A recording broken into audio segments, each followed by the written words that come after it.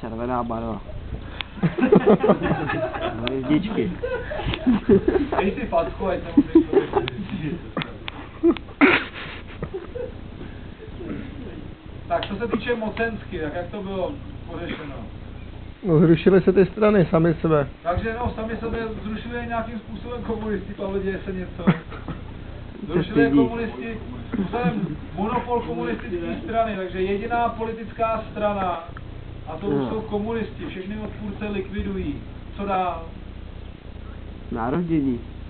Absolutní znárodnění, úplná likvidace soukromého sektoru. V Československu teda absolutní. V jiných zemích, jako třeba Polsko nebo Maďarsko, zůstaly alespoň jednotliví živnostníci. Jednotliví živnostníci. U nás nic takového nebylo možné. Co zemědělství? Kolektivizace. Násilná kolektivizace. Průmysl. Plánování. Národnění, ale co? To jsou plánovaný hospodářství. Takže plánované hospodářství a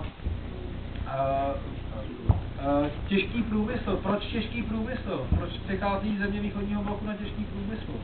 Aby mohli dělat traktory. Dochází poměrně masivní industrializaci a ta industrializace je důležitá, protože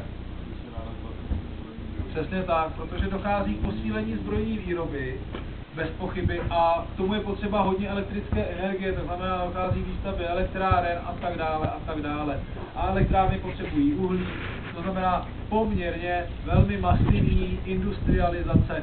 Řada elektráren, vodních a jiných tepelných vzniká u nás právě v Kamenáku. Tak, Vltavská kaskáda taky.